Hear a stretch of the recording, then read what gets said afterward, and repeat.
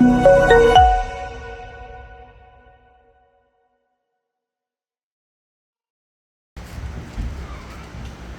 시간 사도신경 하심으로 주일 2부 예배 시작하도록 하겠습니다. 우리를 위해서 구원하신 하나님, 이 시간 당신을 찬양하길 원합니다. 우리가 찬양할 때 우리가 죄인임을 이해하고 느낄 수 있도록 하나님 함께 하시고, 또 전적으로 부패하고 타락한 우리 마음 가운데 임재하시고, 또 사랑으로 대속해 주신 하나님을 찬양할 때에 온전히 하나님만 영광 받아주시고 우리의 예배를 받아주시옵소서. 그 말씀 예수님의 이름으로 기도합나이다. 네, 우리 시간 찬양하겠습니다. 예수 흠도 없는 예수 흠도 죄도 없는 당신이 깊이 감춰둔 내 죄로 인하여 하나님의 어린 양 죄의 뇌물 내려 저주 만남에 가기 전에 내가 예수를 당신을 구원했습니다. 내가 예수를 당신을 못 박았습니다. 당신이 행하시니 모든 약속을 다 잊고 십자가의 예수를 배달하네. 내가 예수를 당신을 인했습니다. 내가 예수를 당신을 못 박았습니다. 나의 모든 죄를 지고 아버지께 인도하신 내가 예수를 못 박았습니다. 2절 찬양하겠습니다. 예수 참 사랑과 평화의 주님, 수만 없이 멀어지는 우리를 하나님과 온전히 화목해 하기 위해 십자가로 만나 얻으셨네. 내가 예수를 당신을 바라봅니다. 내가 예수를 당신을 사랑합니다. 당신이 행하시니 흔들리지 않는 사랑, 깨지지 않는 약속 끊으셨네. 내가 예수를 당신을 바라봅니다. 내가 예수를 당신을 사랑합니다. 나쁠 수 없는 사랑, 아버지께 인도하시는 내가 예수를 사랑합니다. 온 마음 다해, 온 마음 다해 사랑합니다. 온 마음 다해 주 알기 원하네. 내 모든 삶 당신 것이니 주만 섬기리. 온 마음 다해 주님과 함께하는 이 고요한 시간, 주님의 보좌 앞에 내 마음을 쏟네. 모든 것 아시는 주님께 줄 것 없네. 내 마음과 정성 다해 주가를 올리라. 온 마음 다해 사랑합니다. 온 마음 다해 주 알기 원하네. 내 모든 삶 당신 것이니 주만 섬기리. 2절 찬양하겠습니다. 나 염려하지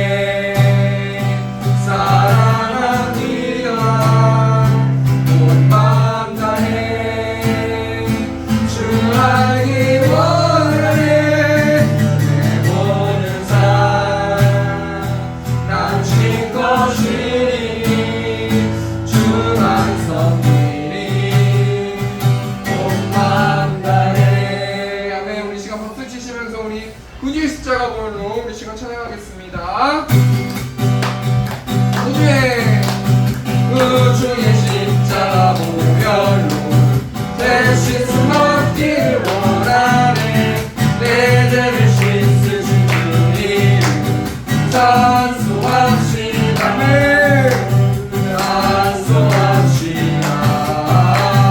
찬송합시다.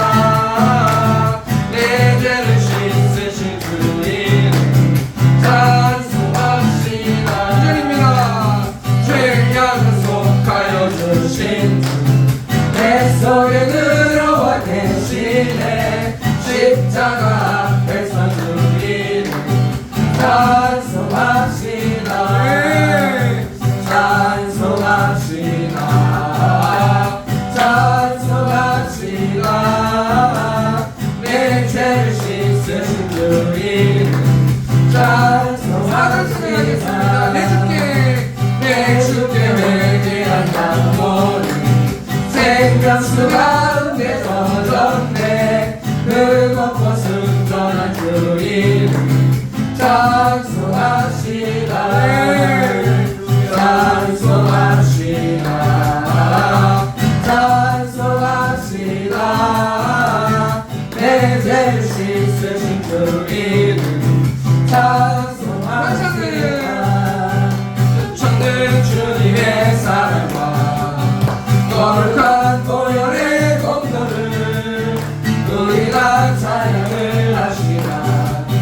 주님을 만나볼 때까지 예수는 우리를 깨끗게 하시는 주시니 그의 피 우리를 눈보다 더 이게 하셨네.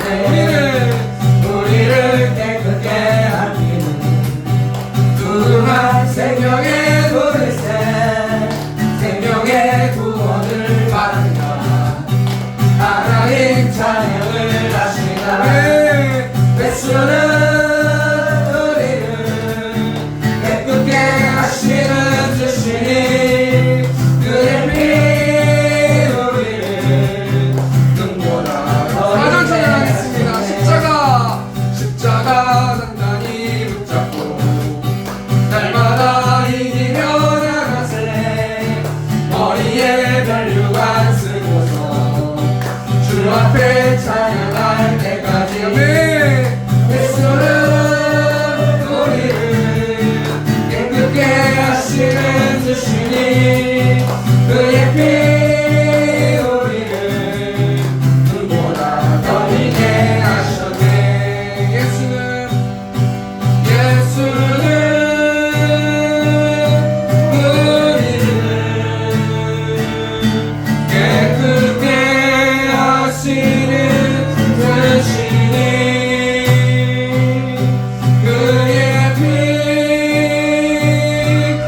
우리를 눈보다 더 희게 하셨네. 아버지 사랑 내가 노래해. 아버지 은혜 내가 노래해. 사랑 변함없으신 거짓없으신 성실하신 그 사랑을 살아갈 때 먹지 않으시네. 꺼져가는 등불 끄지 않는 사랑 변함없으신 거짓없으신 성실하신 그 사랑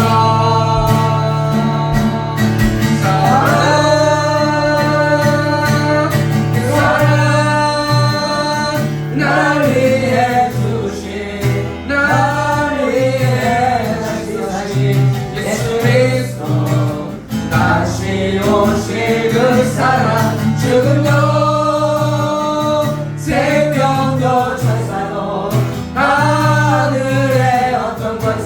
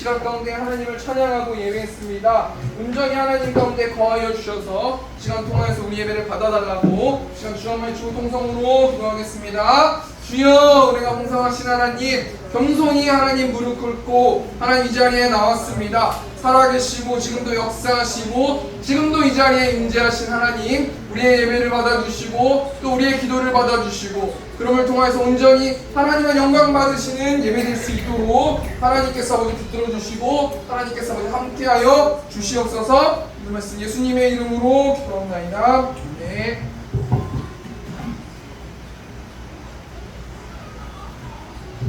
참 좋으신 하나님 아버지, 오늘도 하나님의 은혜로 주님 자리에 나와 예배드릴 수 있도록 인도하심에 감사를 드립니다.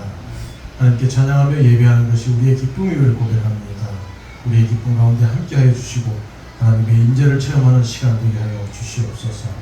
우리의 온 마음과 정성을 하나님께 높여드리오니 하나님 한 분만 홀로 임하 받아주시옵고, 하나님 이 시간 세상 가운데 살다 연약해진 믿음으로 인하여 부족했던 우리의 모습을 용서하여 주시옵소서.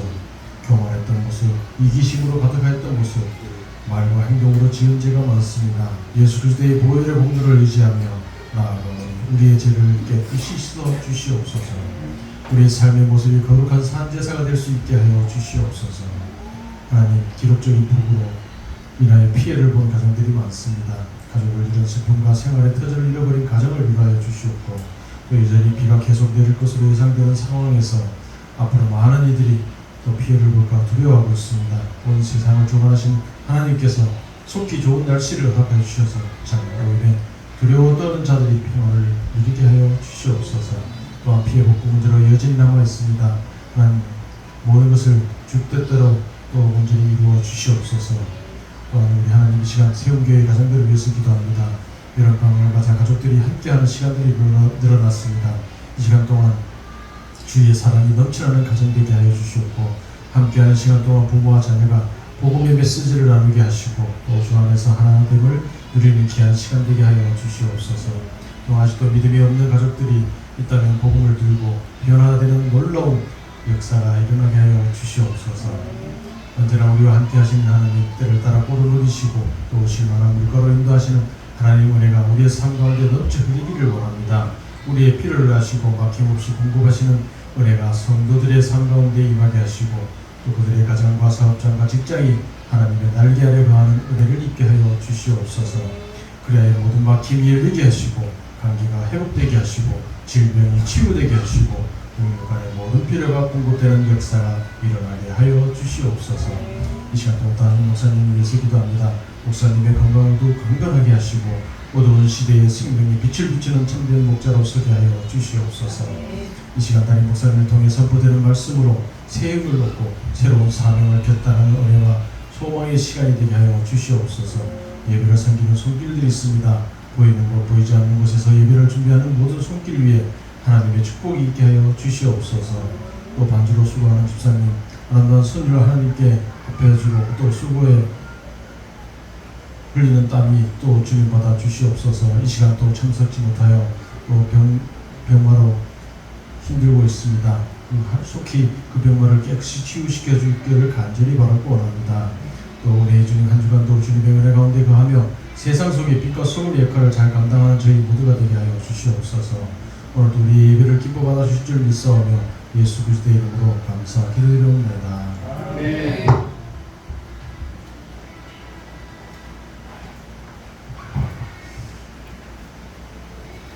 이 시간 성경공독 하도록 하겠습니다. 오늘 시간의 말씀은 누가복음 20장 9절에서 18절 말씀입니다. 누가복음 20장 9절에서 18절 말씀 제가 봉독하겠습니다. 누가복음 20장 9절에서 18절 말씀입니다. 그가 또 이 비유로 백성에게 말씀하시기 시작하시니라. 한 사람이 포도원을 만들어 농부들에게 새로 주고 타국에 가서 오래 있다가 때가 이름에 포도원 소출 얼마를 바치게 하려고 한 종을 농부들에게 보내니 농부들이 종을 몹시 때리고 거저 보내었거늘 다시 다른 종을 보내니 그도 몹시 때리고 능욕하고 거저 보내었거늘 다시 세 번째 종을 보내니 그도 몹시 때리고 능욕하고 거저 보내었거늘 포도원 주인이 이르되 어찌할까 내 사랑하는 아들을 보내리니 그들이 혹 그는 존대하리라 하였더니 농부들이 그를 보고 서로 의논하여 이르되 내 상속자니 죽이고 그 유산을 우리의 것으로 만들자 하고 포도원 밖에서 내쫓아 죽였느니라. 그런즉 포도원 주인이 이 사람들을 어떻게 하겠느냐 와서 그 농부들을 진멸하고 포도원을 다른 사람들에게 주리라 하시니 사람들이 듣고 이르되 그렇게 되지 말아지어다 하거늘 그들을 보시며 이르시되 그러면 기록된 바 건축자들의 버린 돌이 보퉁이의 머릿돌이 되었느니라 함이 어찌미냐 무릇 이 돌 위에 떨어지는 자는 깨어지겠고 이 돌이 사람 위에 떨어지면 그를 가루로 만들어 흩으리라 하시니라. 네, 우리 시간 429장 1절 찬송하시면서 헌금하는 시간 갖도록 하겠습니다. 세상 모든 풍파 너를 흔들어 약한 마음 낙심하게 될 때에 내게 주신 주의 복을 세여라. 주의 크신 복을 내가 알리라. 받은 복을 세여 보아라. 크신 복을 내가 알리라. 받은 복을 세여 보아라. 주의 크신 복을 내가 알리라. 네. 이 시간 광고하는 시간 갖도록 하겠습니다. 광고는 주보 뒷면에 있습니다. 세움교회를 세워주신 하나님을 찬양하며 이곳에서 예배하는 성도님들 사랑하고 축복합니다. 이번 주부터 우리 점심 식사 후에 성경 공부를 진행했는데 제가 참석은 못했지만 분위기가 굉장히 좋은 것 같습니다.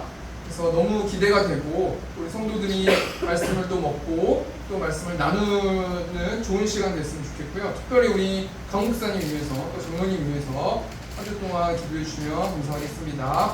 8월 3일 3시에 디자인 카페 허브에서 포럼데오라는 주제를 가지고 학예 수련회를 합니다. 이번 주에 제가 이제 카톡으로 그 장소를 카톡으로 보내드리겠습니다. 주소랑 그럼 이제 그거 보고 참고하셔서 오시면 되고 난 도저히 거기 어딘지 모르겠다 그럼 저한테 연락해 주시면은 제가 강동역으로 가서 픽업하도록 하겠습니다. 참고해 주시면 감사하겠습니다. 그래서 태신자를 작정하고 기도하고 있는데요. 오시고 태신자를 작정해서 그분이 오시고 안 오시는 거는 중요하지가 않아요. 근데 우리 성도들이 수련회를 준비하는 그 마음 자세를 하나님이 보실 줄 믿어요. 우리가 태신자를 작정을 안 했다고 해서 무슨 큰 문제가 되거나 역적이 되거나 이런 거는 아니에요. 근데 하나님이 우리 교회 성도 한 사람 한 사람들의 마음을 보시고 또 우리 사역을 위해서가 아니라 그 영혼을 위해서 복음을 소개시켜 줄 수 있는 통로가 될 수 있도록 하나님 내가 사랑하는 그 영혼들이 이 자리에 나와서 복음을 듣기를 원합니다. 또는 오지 못하면 다른 경로라도 하나님 들을 수 있도록 도와주세요라는 그 태도를 가지고 우리가 태신자들을 작정하고 그들을 위해서 기도했으면 좋겠습니다. 8월 31일 토요일 세움 퀴즈 두 번째 여름 성경 학교가 있습니다. 많이 기도해 주시면 감사하겠습니다. 또 우리 금요 기도는 계속 똑같이 하고요. 7월 29일 월요일부터 8월 2일 금요일까지 수련회를 위한 온라인 특별 새벽 기도회가 있습니다. 성도 모두 참여해 주셨으면 감사하겠는데요. 온라인을 제가 강조했잖아요. 부담 갖지 않으시고 안 오셔도 됩니다. 그냥 제가 여기서 그냥 새벽 예배를 진행할 건데 보통 우리 교회가 화수목 새벽 예배를 하는데 월요일부터 금요일까지 새벽 예배를 온라인으로 할 테니까 각자 처소에서 새벽에 핸드폰을 켜시고 유튜브로 들어가셔서 참석하시고 같이 수련회를 위해서 좀 기도해 주시면 감사하겠습니다. 또 전도를 계속 쉬겠습니다. 이번 주는 예레미야 애가 에스겔 말씀으로 성경 읽기가 진행됩니다. 참여에 영적으로 무장하는 세움교회 성도님들 되셨으면 좋겠습니다. 우리 다음 주 기도는 1부, 2부 옥청산 수기사님께서 기도해 주시겠습니다. 우리 오늘 누가복음 20장 9절 18절 말씀 가지고 호중원 농부비유라는 제목을 가지고 하나님 말씀 나누도록 하겠는데요. 이 땅에는 수많은 종교들이 많이 있거든요. 여러분 뭐 굉장히 유명한 뭐 이슬람교, 또 힌두교, 불교 이런 거 있지 않습니까? 유교도 있고요. 종교가 있는데 그 세 개의 종교를 좀 자료를 좀 찾고 공부해보는 제 개인적인 시간이 이번 주였는데 굉장히 종교 중에서 좀 특이한 종교라고 생각했던 종교가 있는데 이 종교가 뭐냐면 그 교회가 여기에요. 그게 어디냐면 사이언톨로지교라는 교회예요. 미국에서 굉장히 좀 유명한 그 교회 같습니다. 근데 지금 전 세계에서 이 종교를 믿는 사람들이 800만 명 정도 된다 그래요. 근데 이 종교를 믿는 사람 중에 가장 유명한 사람이 있는데 누구냐면 이 사람이거든요. 이 사람이 어떤 사람이냐면 탐 크루즈라는 사람인데 톰 크루즈 이 사람이 자신의 재산 3,686억을 이 종교에 기부하면서 이 종교를 확장하고 있다는 거예요. 제가 궁금한 거예요. 이 탐 크루즈라는 이 사람을 통해서 수많은 배우들이 이 종교를 믿거든요. 그래서 아니 도대체 이 종교가 뭐길래 자신의 재산 3,686억을 기부하면서까지 이 종교를 확장시키길 원하나, 도대체 여기는 뭘 믿는 건가 라고 생각을 해서 제가 자료를 찾아보니까 이 종교가 어떤 종교냐면요, 이 종교는 신과 같은 절대자의 존재를 부인해요. 그러니까 창조했다, 어떤 절대자가 창조했다, 어떤 이런 것들을 부인한단 말이에요. 어떤 절대자가 있다, 그런을 통해서 이 사람들은 기적을 부인해요. 어떤 기적적인 일들을 그게 그렇게 뭐 어떤 절대자 신이 그렇게 했다라고 믿진 않는단 말이에요. 그럼 이 사람들이 뭘 믿는가? 과학 기술이 인간의 정신을 확장시켜서 인간을 보다 멋진 사람으로 만들 것이다. 이 과학 기술을 통해서 인간이 평생이 없죠. 계속해서 살아갈 수 있는 시대가 도래할 것이다. 우리는 그것에 있어서 투자하고 그렇기 때문에 우리는 영원히 살 것이다. 그럼 결국에는 이 종교의 밑바탕이 되는 게 뭡니까? 내 자신이에요. 내가 과학기술을 통해서 영원히 살고, 특별히 이 종교는 또 윤회를 믿기 때문에 내가 과학기술이나 여러가지 지금 내가 살고 있는 삶에서 최고의 것으로 잘 살아서 다음에도 좋게 태어나고, 그 이후에 그 깊은 뿌리가 뭐냐면 나라는 거죠. 내가 이 땅 가운데 잘 먹고 잘 살고 싶은 거 아니겠습니까? 결국엔 이 종교는 누구를 믿는 거냐면 나 자신을 믿는 거라는 거예요. 여러분, 세계의 종교가 두 가지로 나눌 수 있어요. 첫 번째는 뭐냐면 자신을 구원해 줄 수 있는 신이 나라고 믿는 거예요. 또는 다른 신이라고 믿지만 그 다른 신은 그 신을 위해서 내가 존재하는 게 아니라 그 신이 나를 위해서 존재한다고 믿는 거예요. 내가 잘 먹고 잘 살고 죽어서도 윤회하든지 다시 태어나든지 아니면 내가 지옥에 가는 게 아니라 천국에 가든지 내가 뭔가 좋은 것으로 내가 무조건 행복하는 그것을 따르는 사람들의 부류가 한 부류가 있고요. 또 한 부류는 누굽니까? 신이 자신이 믿는 신이라고 믿는 거예요. 절대자가, 내가 믿는 신이 절대자라는 거죠. 이슬람에서는 알라가 절대자라는 거예요. 알라 외에는 아무도 없다라는 거 아니겠습니까? 그럼 이런 관점과 이런 맥락으로 봤을 때 우리는 하나님을 믿잖아요. 그럼 하나님을 믿는다라는 거는 하나님을 어떻게 믿게 됐어요? 저 그냥 하나님 어렸을 때부터 믿었는데요. 이렇게 말하는 사람도 있겠지만 그걸 신학적인 근거로 보면 성경을 믿기 때문에 하나님을 믿는 거죠. 왜냐면 성경이 하나님이라는 존재에 대해서 나오기 때문에 나 하나님 믿어라고 하지만 성경을 안 봐요.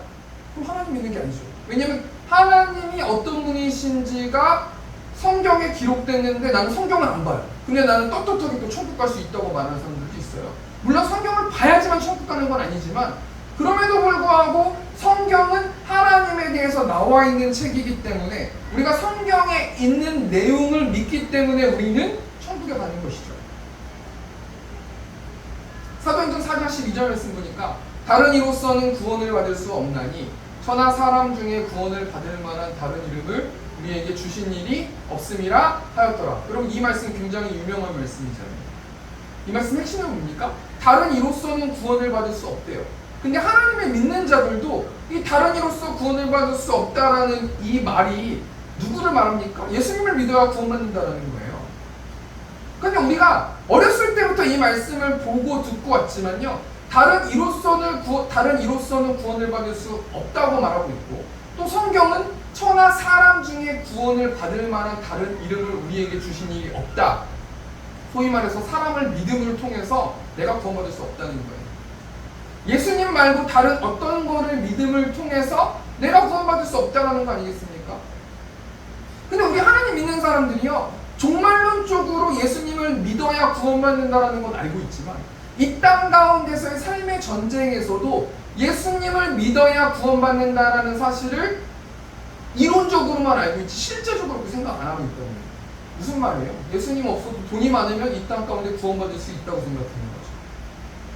예수님 없어도요, 내가 믿는 사람, 남편, 아내, 또는 내가 잘 보이는 회장님, 또는 여러 부리 어떤 사람들을 통해서 나는 그들을 따라가야지만 난 잘 먹고 잘 살 수 있고 난 이 땅 가운데서 구원받을 수 있고 잘 먹고 잘 살 수 있다, 건짐을 받을 수 있다 라고 생각하는 것은 아닌가.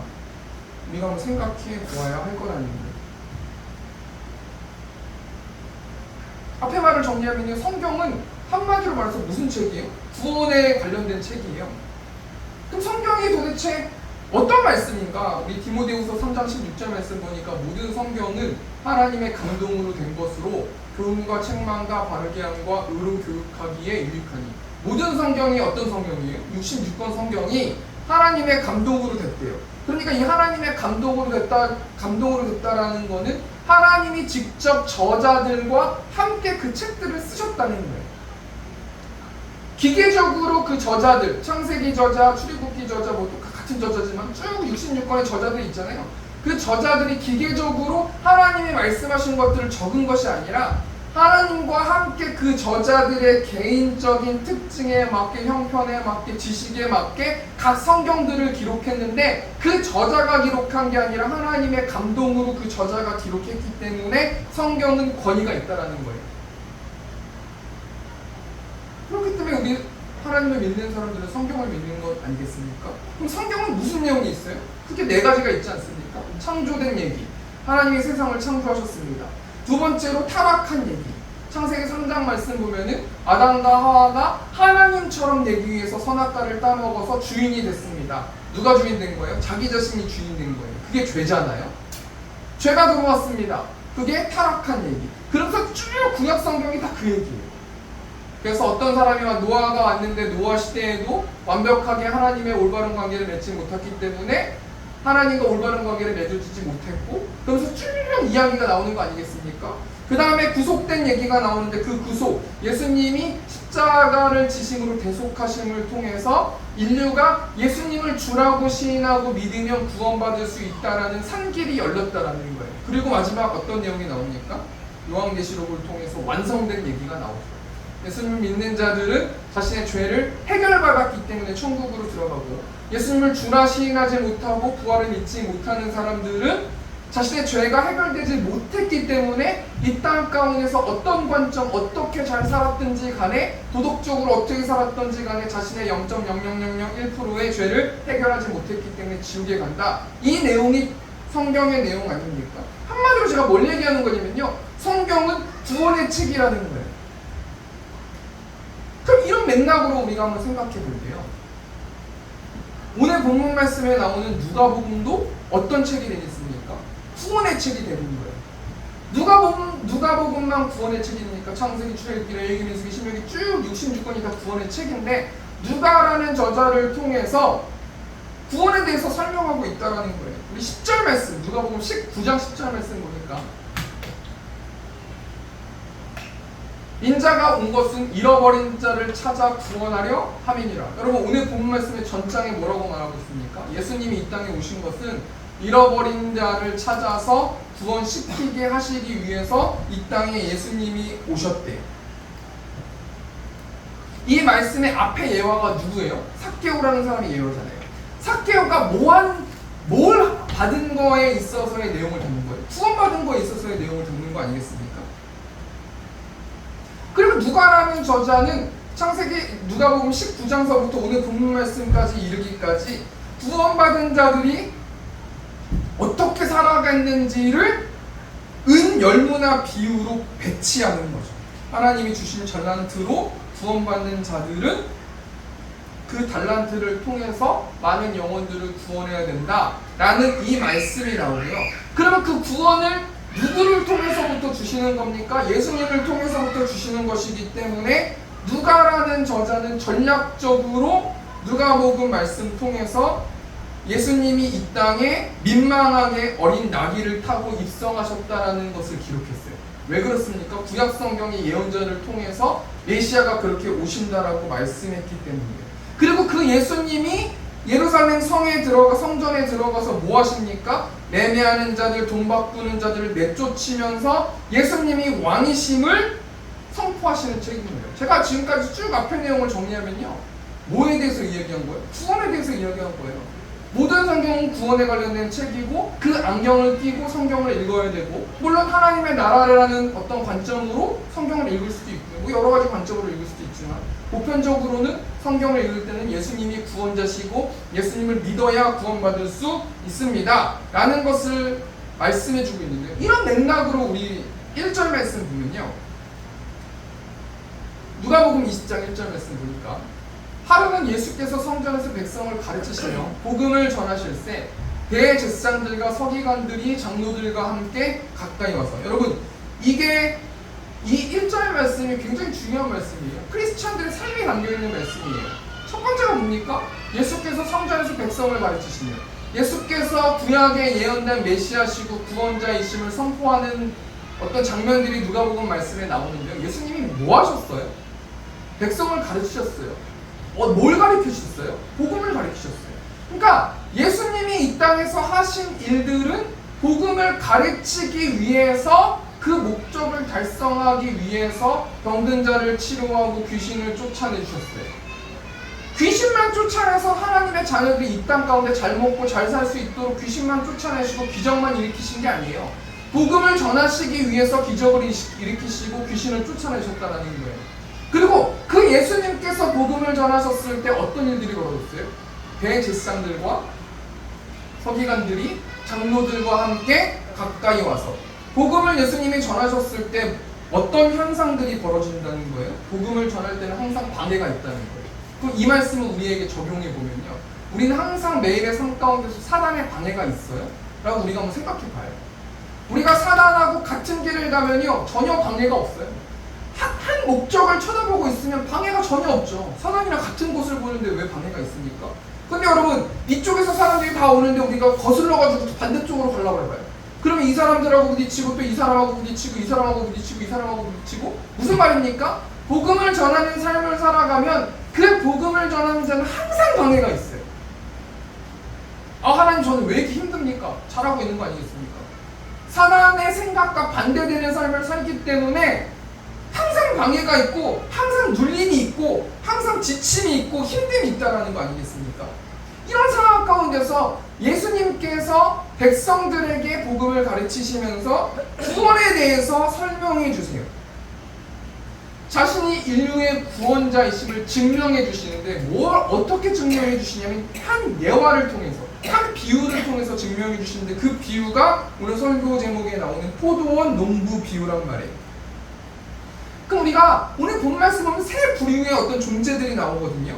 그 존재들이 구원이라는 관점에서 그 존재들의 마음 상태가 나오는데요. 우리가 그 존재들의 마음 상태가 어떤지 한번 생각해보고 우리가 한 주 동안 좀 적용하면서 나아갔으면 좋겠는데요. 첫 번째로 어떤 부류가 나오냐면, 그 비유에서 누가 나오냐면 주인이 나오거든요. 이 주인이 누구냐면 하나님이세요. 우리가 이 하나님이 주인이신데, 이 예화의 주인이신데 이 주인의 마음이 어떠하며 하나님이 구원이라는 관점에서 이 구원을 이루실 때 어떤 마음을 가지고 계신지 첫 번째로 한번 생각해 보길 원하는데요. 지금 예수님이 누구에게 이 비유를 하냐면 백성들에게 이 비유를 가르치세요. 하루는 예수께서 성전에서 백성을 가르치시며 1절 말씀이 나오지 않습니까? 이 비유의 내용이 어떤 내용이냐면, 한 사람이 포도원을 만들어 농부들에게 새로 주고 타국에 가서 오래 있어요. 이 한 사람이 누굽니까? 주인이 누굽니까? 하나님이세요. 근데 이 하나님께서 포도원을 만드셨어요. 근데 어떻게 만드셨어요? 이 포도원이 무엇을 상징하냐면 세상을 상징하거든요. 이 동일 본문이 마태복음도 있는데, 마태복음 21장 33절 말씀 보면 한 집 주인이 포도원을 만들어 산 울타리로 두르고 거기에 집자는 틈을 만들고 망대를 짓고 농부들에게 새로 주고 타국에 갔더니, 한 집주인 하나님께서 포도원이라는 세상을 만드셨는데, 하나님은 전능하시기 때문에요, 세상아 만들어져라 라고 하면 만들어지지 않겠습니까? 우리 지구도 그렇게 만드시지 않았습니까? 근데 온 세상을 어떻게 창조하셨냐면 산 울타리로 두르고 거기에 집자는 틀을 만들고 망대를 짓고 농부들에게 새로 주고 타국에 갔다. 두르고 만들고 짓고 하나님이 직접 세상을 창조하셨단 말이에요. 그런데 어떻게 세상을 창조하셨냐, 어떻게 포도원을 창조하셨냐, 굉장히 정성스럽고 심도 있게 창조하셨다라는 거예요. 그리고 나서 10절 말씀 보니까요, 때가 이르매 포도원 소출 얼마를 바치게 하려고 한 종을 농부들에게 보내니 농부들이 종을 몹시 때리고 거저 보내었더니. 창조자 하나님께서 주인이 포도원을 어떤 종들에게 맡기고 다른 곳으로 가셨단 말이에요. 그리고 보통 한 4, 5년 정도 있다가 이제 소출이 어느 정도 있을 거다라고 생각을 해서 소출을 받으려고 한 종을 농부들에게 보냈다라는 거 아니겠습니까? 근데 농부들이 어떻게 했어요? 때렸다라는 거예요. 그리고 11절 말씀 보니까, 그러면서 또 11절 말씀 보니까 두 번째 종도 보냈는데 그 종들을 또 몹시 때리고 이젠 능욕까지 했어요. 또 세 번째 종을 보냈는데 똑같이 그렇게 하고 이제 내쫓기까지 했단 말이에요. 지금 주인된 하나님, 일반 종들에게 세상을 맡겨놓고 타국에 가서 그 다음에 뭔가 소출을 받으려고 왔는 그 종들을 보냈는데, 지금 세상의 여러 사람들 종들이 뭐하고 있어요? 계속해서 종들을 죽이기까지 했다는 거 아니겠습니까? 이게 뭐 전략적으로 누굴 말하겠습니까? 구약의 선지자들을 말하는 거 아닙니까? 예레미야 선지자, 이사야 선지자, 에스겔 선지자, 수많은 선지들을 말하는 거 아니에요? 그러니까 지금 주인된 하나님은 구원이라는 관점에서 지금 뭐하고 있으신 거예요? 인내하고 참고 있으신 거예요. 그래서 여러분 본문 말씀 다 아시다시피 누굴 보냅니까? 하나밖에 없는 아들을 보내잖아요.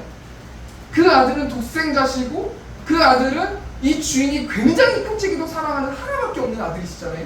근데 그 아들을 보냈는데 농부들이 어떻게 합니까? 13절 말씀 보니까 포도원 주인이 이르되 어찌할까 내 사랑한 아들을 보내리니 그들이 혹 그는 존대하리라 하였더니, 이 주인의 아들은 주인에게 하나밖에 없는 독생자인데 그 농부들이 어떻게 해요? 14절 말씀 보니까 농부들이 그를 보고 서로 의논하여 이르되 이는 상속자니 죽이고 그 유산을 우리의 것으로 만들자 하고, 상속자라고 생각했기 때문에 죽이고 그 유산을 우리의 것으로 만들자 하고. 여러분 지금 주인된 하나님 폭발할 위기예요. 제가 이 말씀을 묵상하면서 어젯밤에 기도하면서 가만히 불 꺼놓고 기도하면서 생각해봤더니요, 저도 자녀가 있지 않습니까? 자녀가 물론 둘이 있는데 그 둘 중에 하나를요, 누군가가 학교를 보냈는데 누군가가 갑자기 제 딸이나 아들을 옷을 벗겨놓고 희롱하고 놀리고 때리고 이런 거를 제가 직접 보고 있다고 생각해보세요. 부모 중에 가만히 있는 부모 있습니까? 그분이 아무리 그 사람들의 그 부모들이 힘이 있을지라도 분노하면서 내가 죽더라도 내가 맞더라도 내가 맞지, 내 자식한테 그렇게 해코자 하는 모습을 그냥 눈뜨고 볼 수 없단 말이에요. 근데 하나님, 주인 되신 하나님은요, 포도원을 맡겨놓은 그 종들의 모습을 다 지켜보고 계세요. 완전하신 하나님이세요. 근데 그 종들을 내가 보낸 종들을 때렸어요. 화가 났어요. 그 종들을 다 없애버리고 싶었어요. 그런데 인내하면서 참으셨어요. 그리고 내 아들을 보내면은 그렇게 하지 않겠지라고 생각하고 내 아들을 보냈는데 내 아들을 십자가에 달리게 하고 고난받게 하고 때리고 욕하고 침뱉고 그런 어떤 삶을 지금 내 자녀가 산다고 생각해요. 그걸 내가 직접 보고 있다고 생각해요. 첫 번째 대정리하니까요, 하나님의 마음, 주인된 마음이 어떤 마음입니까? 분노가 있고요, 자비하신 마음. 우리가 한 영혼을 살릴 때도 마찬가지예요. 그 영혼을 살리기 위해서는 우리가 참아야 되기 때문에 분노가 있어요. 그 영혼을 붙잡고 있는 사단이 있기 때문에요, 우리가 꾹꾹 참고 그 사람한테 맞추고 복음을 전해야 되기 때문에 분노가 있어요. 그런데 분노만 있으면 안 된다는 거예요. 자비하심도 있어야 된다는 거예요. 우리 하나님은 우리 이 땅에 있는 사람들을 볼 때요, 공의로우신 하나님이시기 때문에요, 그 죄 짓는 모습을 보면 분노가 있으세요. 그런데 그 반면에 자비하심도 있으셔요. 치근함도 있으시다는 거예요. 그리고 한 영혼 한 영혼들을 더 부르시기 위해서 아직까지 재림의 때에, 종말의 때에 아직까지 예수님이 오시지 않고 계신 거 아니겠습니까? 우리가 이 말씀을 한 주 동안 좀 생각해 보면서 우리가 좀 나아갔으면 좋겠고요. 두 번째 존재가 어떤 존재냐면요, 하나님께서 포도원을 맡긴 종들의 마음이에요. 우리 16절 말씀 보니까요, 와서 그 농부들을 진멸하고 포도원을 다른 사람에게 주리라 하시니 사람들이 듣고 이르되 그렇게 되지 말아지어다 하거늘. 와서 그 농부들을 진멸하고 포도원을 다른 사람들에게 줄 것이다. 하나님께서 말씀하시면서 분노하신다라는 것을 볼 수 있지 않습니까? 분노하세요. 제발 돌아와라 라는 감정도 있으시고 분노하는 감정도 있으신데요. 지금 포도원 종들, 이 땅에 살아가는 사람들은 어떤 모습으로 살아가고 있습니까? 회개하지 않는다라는 거죠. 하나님이 함께 하심을 꺼린다라는 거죠. 이에 사도 바울이 뭐라고 말합니까? 로마서 1장 21절 말씀 보니까 하나님을 알되 하나님을 영화롭게도 아니하며 감사하지도 아니하고 오히려 그 생각이 허망하여지며 미련한 마음이 어두워졌나니. 지금 현대를 살아가는 사람들은 하나님을 알아요. 하나님의 존재를 모르는 사람은 한 사람도 없어요. 하나님의 자연계시와 특별계시를 통해서 하나님 자신이 어떤 존재라는 사실을 모든 사람들한테 알려주셨어요. 뭐 초등학생들이 질문하잖아요. 조선시대 때는 뭐 아니면 삼국시대 때는 하나님이라는 존재를 우리나라 사람들이 몰랐는데 그 사람 지옥 가나요? 그럼 그 하나님은 공평하신 하나님이 맞나요? 이렇게 질문하는 사람들도 있잖아요. 그런데요, 성경 로마서 말씀 보면 하나님을 알되 이 땅에는 모든 사람들이 자연을 통해서 특별계시인 성경을 통해서 하나님의 하나님 되심을 다 안단 말이에요. 모를 수 없어요. 다 알아요. 그럼에도 불구하고 하나님을 마음으로 받아들이지 않으면서 하나님을 영화롭게도 아니하고 감사하지도 아니하고 오히려 그 생각이 허망하여져서 미련한 마음을 통해서 계속 우상들을 섬기면서 살아간다는 거 아닙니까? 22절 말씀 보니까 스스로 지혜 있다는 어리석기네요. 내가 하나님보다 더 지혜 있다. 절대자가 있다고? 내가 그럼 나와보라고 그래. 내가 더 지혜 있어. 이런 식으로 말한다는 거예요. 23절 말씀 로마서 1장 23절. 썩어지지 아니하는 하나님의 영광을 썩어질 사람과 새와 짐승과 기어다니는 동물 모양의 우상으로 바꾸었느니라. 여러분, 세상 사람들만 동물 모양의 우상으로 바꿔요? 썩어지지 아니하는 하나님의 영광을 썩어질 사람과 동물 모양의 우상으로 바꿔요? 우리도 이 말씀 통해서 생각해 봐야 돼요. 우리가 믿고 있는 존재가 하나님인가? 우리가 믿고 있는 존재가 아내가 아내인지, 남편인지, 자식인지, 다른 사람인지, 친구인지. 그럼 한마디로 말했을 때요, 포도원 종들이 주인에게 청지기 역할을 받은 포도원 종들이 왜 이렇게 생각하면서 주인의 뜻대로 행동하지 않습니까? 한마디로 말하면, 결론부터 말하면요, 욕심 때문이에요. 내가 저 상속자만 죽이면은 저게 내 거야. 처음에는 주인이 뭔가 줬을 때, 뭔가를 이렇게 해줬을 때 감사했겠죠? 아, 주인이 수많은 종들 중에서 나한테 이런 것들을 맡겼어. 너무 감사하다, 감사하다. 근데 주인이 갔으니까 이제 종들이 전략적으로 뭔가 해야 되지 않겠습니까? 자신의 열심으로 뭔가를 해야 되지 않겠습니까? 1년이 지나고 2년이 지나고 시행착오가 생기고 나서 3년, 4년 되니까 이제는 어떻게 하면 되는지 아는 거예요. 그러니까요, 종들이 뭐라고 생각하는 거예요? 아, 이거는 내 거야. 내가 열심히 해가지고 내가 이렇게 한 거 아니야. 주인은 지금 멀리 가가지고 나한테 뭘 도와주지도 않은 거 아니야. 이건 내가 한 거야. 내 지혜와 내 능력과 내 재능으로 내가 한 거잖아. 근데 내가 이게 내 건데 왜 종들을 보내면서 왜 뭘 달라고 하지? 내가 열심히 했고 주인 아무 일도 안 했는데 왜 주인이 나한테 이렇게 함부로 이렇게 얘기하지? 왜 아들까지 보내가지고 그걸 받으려고 하지? 왜 주인이 정말 재산이 많은데 이 조금 이거 내가 그냥 나한테 그냥 주면 되는데 왜 이 조금인 것까지 왜 주인이 뺏으려고 그러지? 주인은 되게 옹졸한 거 아니야? 주인 재산 그렇게 많잖아? 이렇게 막 생각하는 그 내면 안에 있는 그 마음의 핵심이 뭐냐면요, 욕심 때문이에요. 자신도 모르게 내가 주인의식이 생겨서 나는 거예요. 그러니까 뭘 얘기하는 거냐면요, 구원이라는 관점에서 두 번째 존재, 하나님께서 포도원을 맡긴 종들의 마음이 어떤 마음이에요? 주인의식을 갖는 거예요. 청직이라는 사실을 잊어버린 거예요. 하나님이 나에게 주신 재물, 하나님이 나에게 주신 가족, 하나님이 나에게 주신 건강, 내가 열심히 노력한 거잖아. 내가 운동한 거잖아. 내가 헬스한 거잖아. 내가 식당 조절한 거잖아. 내가 열심히 돈 번 거잖아. 내 거잖아. 근데 왜 나는 헌금해야 되지? 왜 나는 하나님께 돌려드려야 되지? 왜 나는 하나님이 나한테 왜 많은 것을 요구하시지? 내가 어떻게 더 해야 돼? 라는 어떤 이 모든 하나하나 것들이 하나님과 함께 삶의 전쟁에서 하나님과 함께 한 것이 아니라 하나님을 저버리고 나 혼자 스스로 했기 때문에 그런 주인의식과 청지기의 의식을 잊어버리게 된다는 거예요. 이 핵심이 뭐냐면요, 하나님과 함께 삶의 전쟁을 했을 때는요, 내가 뭔가를 남기면 하나님께 영광 돌려요. 왜냐하면 내 힘으로 할 수 없는 걸 반드시 알기 때문에. 그런데 내 스스로의 힘으로만 하면요, 그렇게 해서 뭔가 성과를 거두면 하나님이 아니라 내가 했다 생각한다는 말이에요. 그게 무슨 말입니까? 청지기의 사명을 잊어버렸다는 거예요. 청지기로서의 삶을 포기했다는 거예요. 그렇기 때문에 포도원들, 종들의 마음이 주인의식으로 가득 찼다는 거 아니겠습니까? 마지막 세 번째로 구원이라는 관점에서 세 번째 존재는 소출을 받으러 간 주인의 아들 된 예수님의 마음인데, 우리 17절 말씀, 우리 보면 17절 말씀 보니까요. 그들을 보시며 이르시되 그러면 기록된 바 건축자들의 버린 돌이 모퉁이의 머릿돌이 되었느니라 함이 어찌미냐. 여러분, 이 말씀은요 구약의 시편 말씀을 인용한 말씀인데요, 시편 118편 21절 말씀 보니까 주께서 내게 응답하시고 나의 구원이 되셨으니 내가 주께 감사하리이다. 건축자가 버린 돌이 진 모퉁이의 머릿돌이 되었느니라. 그럼 예수님이 이 시편 말씀을 왜 인용하셨냐면요, 오늘 본문 말씀에 나오는 17절 말씀에 나오는 건축자들의 버린 돌, 이 건축자들이 누구를 말하는 거냐면 이 당시 유대 종교 지도자들을 말해요. 유대 종교 지도자들이 건축자들이 버린 돌, 이 버린 돌 되신 분이 그냥 예수 그리스도라는 거예요. 건축자 된 사람들, 유대 종교 지도자들이 예수님을 유대교의 필요 없는 재료라고 생각해서 버렸다라는 거예요. 근데 예수님이 어떻게 되셨어요? 모퉁이의 머릿돌이 되셨다라고 말하고 계세요. 이 모퉁이의 머릿돌이 되셨다라는 것은 예수님의 십자가와 부활 사건을 통해서 그것을 믿음으로 교회의 기초가 되는 머릿돌이 세워졌고, 그 반석 위에 모든 민족이 함께 지어져가는 교회가 되었음을 의미하는 거예요. 예수님의 마음이 어떤 마음입니까? 인내하시는 마음, 안타까워하시는 마음이 예수님의 마음이에요.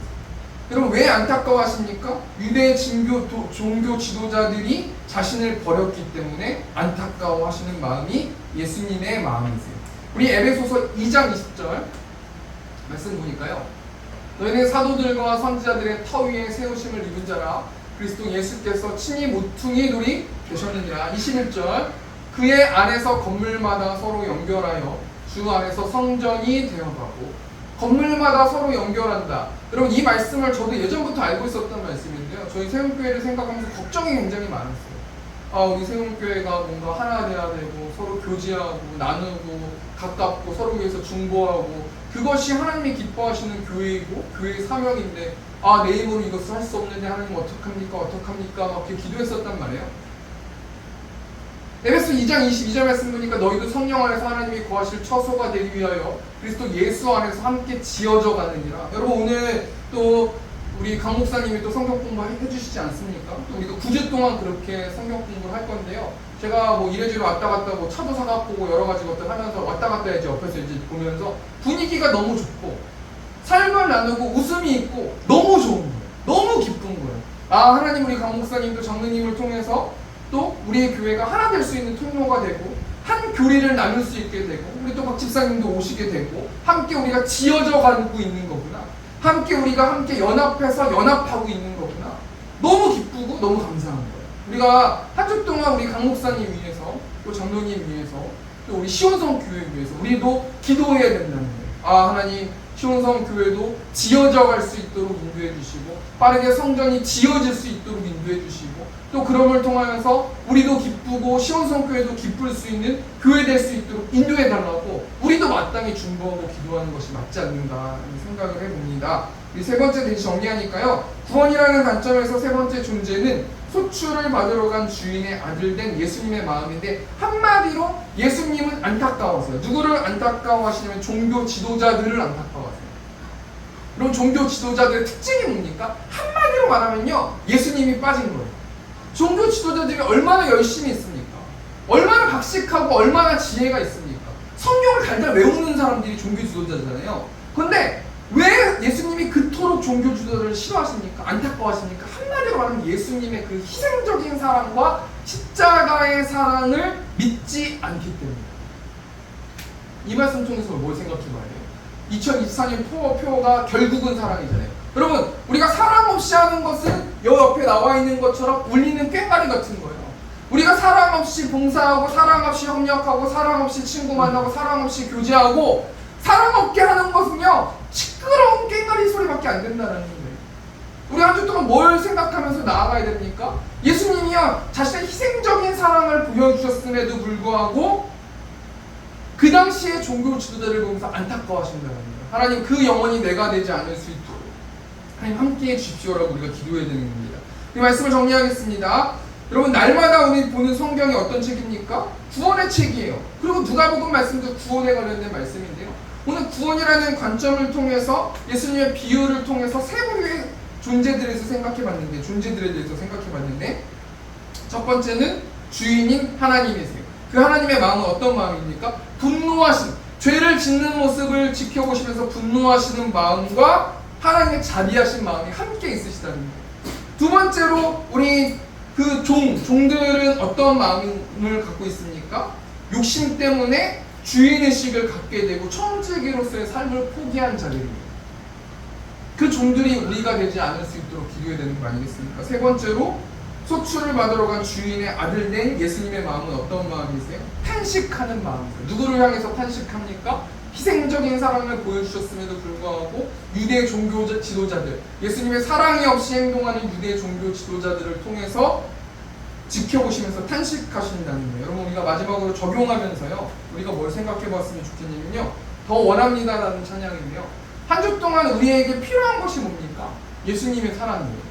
제가 말씀을 정리하고 설교를 정리하고 원고를 마친 다음에 이 결단 찬양을 제가 고르는데, 어떤 찬양으로 할까? 기도하면서 하나님과 소통하면서 찬양을 고르는데요, 예수 사랑합니다, 사랑합니다, 온 마음 다하여. 여러분, 우리가 이 시간 뭘 놓고 기도했으면 좋겠냐면요, 우리가 예수님 사랑하죠.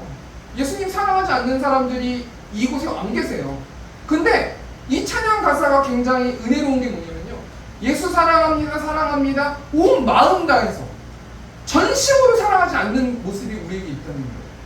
저와 여러분이 하나님을 사랑하는데 껍데기만 사랑하거나 구원을 받는 것만 사랑하거나 나에게 뭘 선물을 주실 것만 기대하면서 사랑하는 것이지 전심으로 맹목적으로 예수님을 사랑하지 않는다는 거예요. 그렇기 때문에 한 주 동안 어떻게 살아야 된다는 겁니까? 간절히 하나님을 사랑할 수 있도록, 하나님 사랑할 수 있도록 하나님의 사랑을 보여주십시오라고 우리가 기도해야 된다는 거예요. 우리 시간 예수 사랑합니다. 우리 시간 찬양하고 우리 기도하고 마치겠습니다. 예수 사랑합니다, 사랑합니다, 온 마음 다하여 오직 주님 한 분만 간절히 더 원합니다.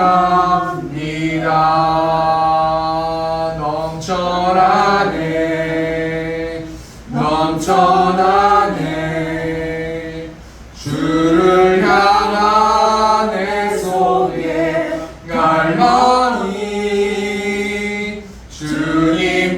주님께로 날 이끌어 주소서. 주님을 더 원합니다.